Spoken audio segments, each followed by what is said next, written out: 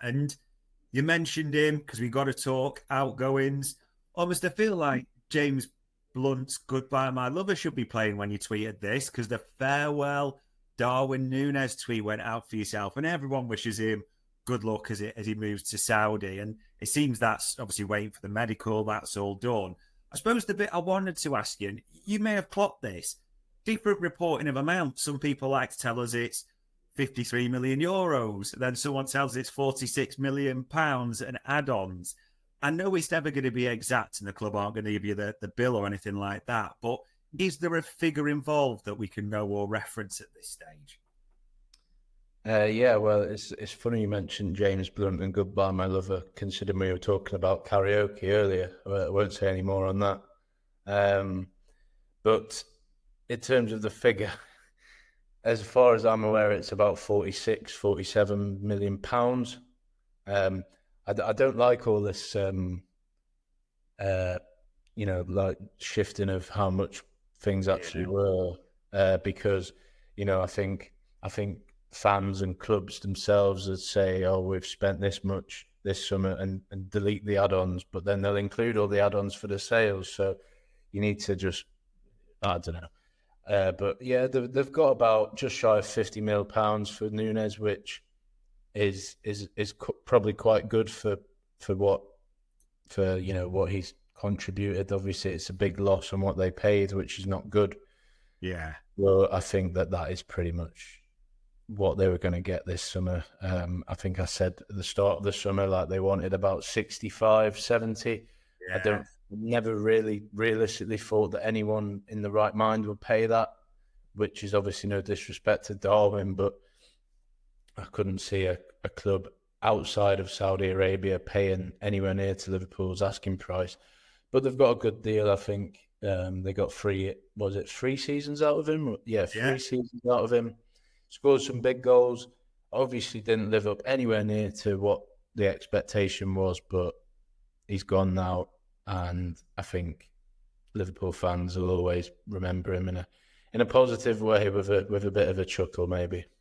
Yeah, the away goals against that Newcastle double, the Forest last minute, the Brentford away this season, definitely positives in there. And I suppose another forward who everyone's expecting for the exit, but we're still almost waiting a little bit. Federico Chiesa comes on, doesn't he, for Ekitike in the second half against there. But is that still just to give Hugo Ekitike a rest, and we're still expecting a Chiesa departure at some point? It seems that way, although it is quiet in terms of, which clubs are in for him. Obviously, lots in Italy is the one that it's good. He'll probably go back to Italy, but it's one of them where it's like it's expected he will leave, but nothing seems that close at the moment. Maybe something's going on behind the scenes that I'm not privy to at the moment, so I should probably try and find out. But yeah, it does seem like he will leave, which is a shame, because obviously a bit of a cult hero, got his big song. Seemed to be a good, always laughing and joking on the bench and whatever. But he just didn't get the minutes that he needed, and you can't blame him for wanting to leave. He's come here, he's won the league, and off he goes. Farewell to him. But he hardly got a sniff last season, and I think, reading between the lines, Slot just doesn't rate him. So I think that's the end of it, really. Yeah, it's so many things you can cut back for in that regard. And I don't think it's extreme with this player on the screen, but Harvey Elliott, I mean, well down the pecking order now with Wirtz arriving. I think there was always a suspicion this one's going to happen. There's been various reports, I know you'll have clocked them this week, that Red Bull Leipzig have registered their interest. I mean, there's even been suggestions that, as you mentioned, Maddison's got that pretty much season-ending injury, so Tottenham have been inquiring. Are we expecting something to develop quite soon with this and Harvey Elliott? Yeah, I'd be surprised if Elliott doesn't leave. Which I sort of said all summer, really. I think I mentioned Leipzig about 6 weeks ago when he was playing at the under-21s Euros. They had a lot of scouts sniffing around him there. And it seems like a good move for all parties, that if Leipzig are prepared to cough up the money, which is a lot of money. Liverpool want about 45 to 50 million, which realistically I'm not sure Leipzig will pay, but maybe they will, or they'll certainly try and get close to it. But yeah, I just think Harvey, really, really top lad, great professional, great trainer, but maybe is just that tiny level just off the level required for Liverpool, which is a shame for him. But I think this will be a good move for his career, and who knows, maybe he'll do a few seasons there and then be back banging him in at an elite club again after Leipzig if he does go there. So shame for Harvey that it's not worked out in the long term at Liverpool, but I think he still has a very good career ahead of him at club and international level as well.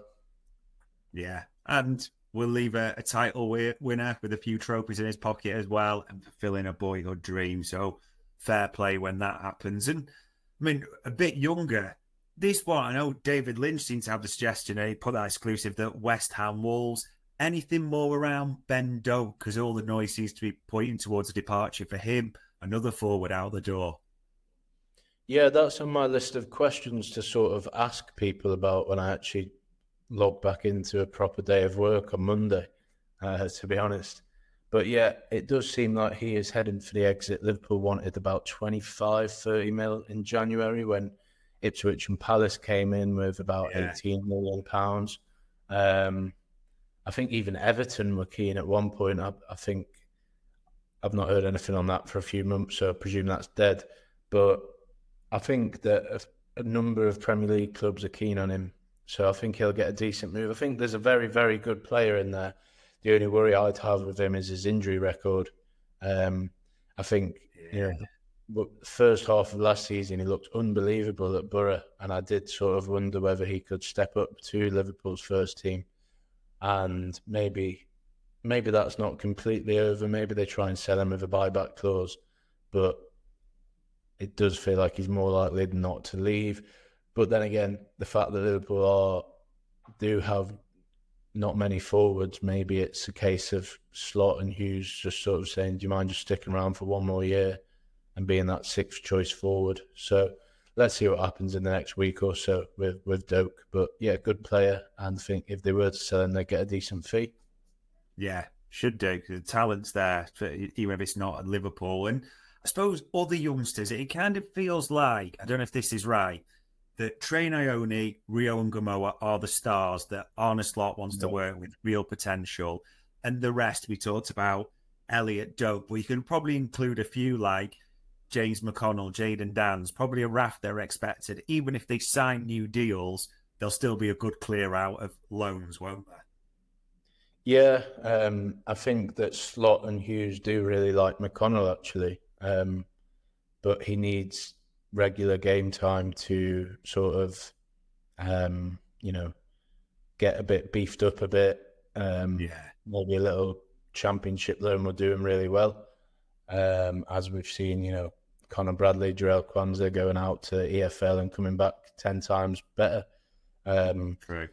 So, yeah, McConnell, I think Dan's especially, after being injured a lot, he needs the loan. And there's a few others as well still knocking around, as you say, like Lewis Kumas. Obviously made his first team debut a couple of seasons back, scored, didn't he, at Anfield. So there's quite a few players that will still be going out on loan between now and the end of the window. So there's a lot to do in terms of incomings and outgoings for Liverpool. So Richard will be a busy man for the next 3 weeks, and then I'm sure he'll be able to put his feet up in the first international break. In the bizarrest way, and it's the final question I'll sort of finish on around, and it relates to outgoings, but Richard Hughes, as you mentioned, he's made one of the biggest stories in the window.